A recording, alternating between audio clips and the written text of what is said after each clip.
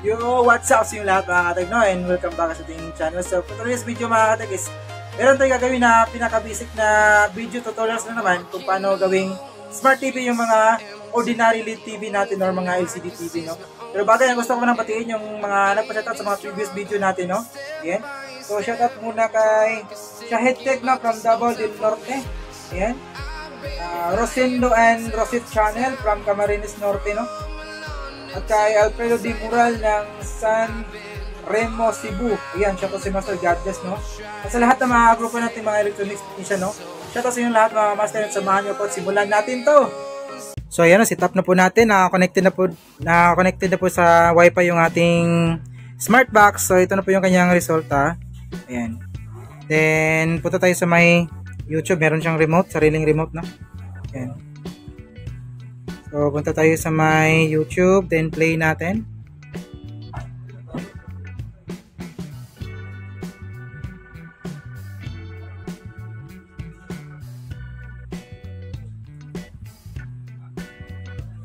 So, yun. Ayan, no? Nakapasok na po tayo sa YouTube, no? Ayan.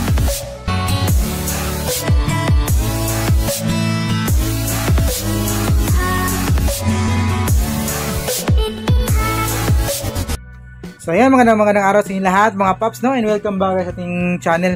So, for this video, meron tayong gagawin ngayon. Bali, ano to? Meron po tayong ordinary LCD TV lang to, eh. Ayan, medyo old version na ng LCD TV Samsung. Tapos meron po tayong smart box. Ayan, ito yung smart box natin. In-order natin to sa online. So, ang gagawin natin ngayon, gagawin natin yung ordinary TV natin na smart TV by using smart box MXQ Pro 5G 4K. Ayan. So, ganitong setup. Ayan, ito yung box niya. Ito yung box. Bali, yung laman ng box natin is meron siyang sariling remote. Power supply. Ayan, nakasaksak na po yan. Tsaka HDMI cord. So, HDMI yung gagamitin natin. Dapat lang kapag ganitong setup, merong HDMI input yung TV. Kahit na old version na siya, old model na siya. Basta importante meron siyang HDMI input. Tsaka, nakaka-detect yung kanyang HDMI input ng source. So, ngayon, naka-on na po yung smart box natin. Then saksak natin yung naka HDMI input po yung LCD TV natin, no? Yan, saksak natin ito sa may likod.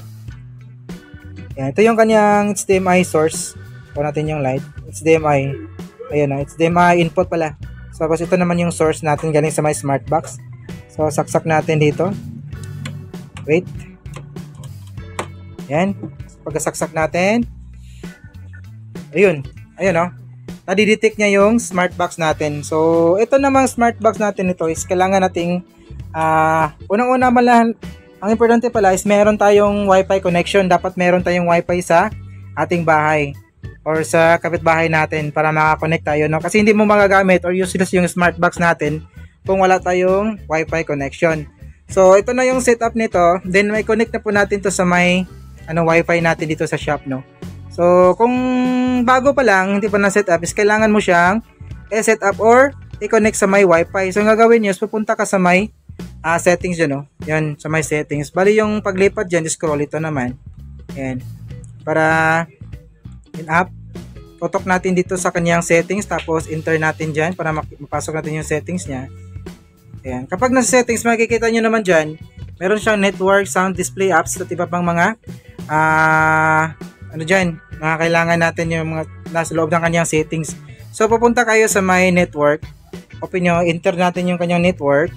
Sa pagka-network nyan, lalabas yung mga open na Wi-Fi connection. Hindi pala, yung mga available na Wi-Fi connection.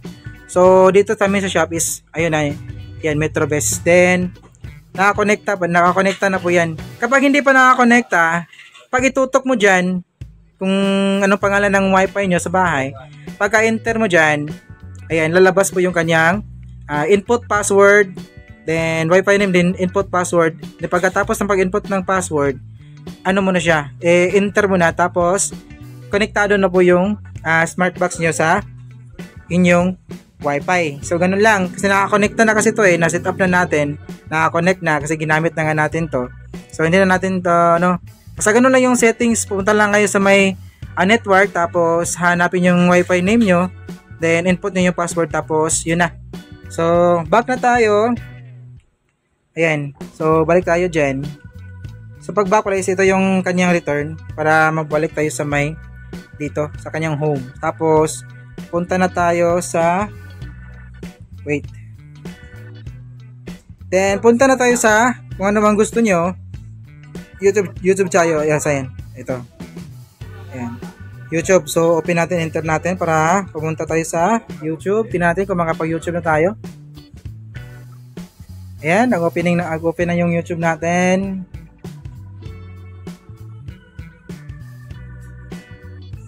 Ayun. So, kita nyo naman, meron na tayong YouTube dito.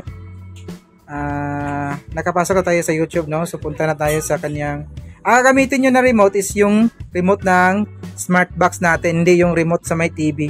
Kasi yung full control ng smart natin is dito sa may remote ng smart box. Ayan. So, hanap tayo na magandang dito.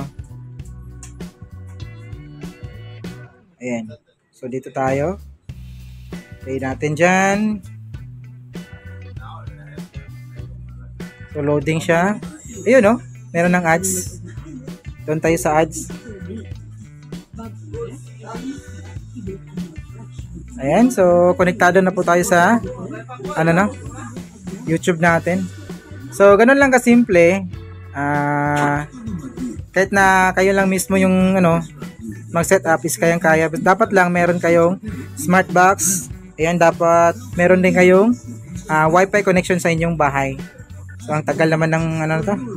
Baka ma-CPR tayo. Ayun. So, yun na. Medyo pumangit nga lang konti kasi nag-loading kasi yung wifi natin. Meron pala akong nakalimutan mga boss. So, kahit na meron palang tungkuan, tawag doon. Kahit nakakonekta na siya sa wifi natin, kapag hindi na set yung date and time, hindi po ito ko-connect. Hindi po tayo makapag-open ng apps or makapasok sa my YouTube. So kailangan natin na dapat naka automatic date and time, naka-on yan. Ayan, meron na siyang option naman, Ayan, dapat naka-on yan. Tapos kung di naman kayo yung mag-provide, so mag-input po tayo dito sa kanyang kailangan mo tong i-set. Ayan. So yun lang yung nakalimutan natin sabihin Ayan, so hanggang dito yung video natin mga boss. Maraming salamat sa mga natsagang nanood, no? May God be with us always, and may this is your service line. See you in our next video. Bye-bye.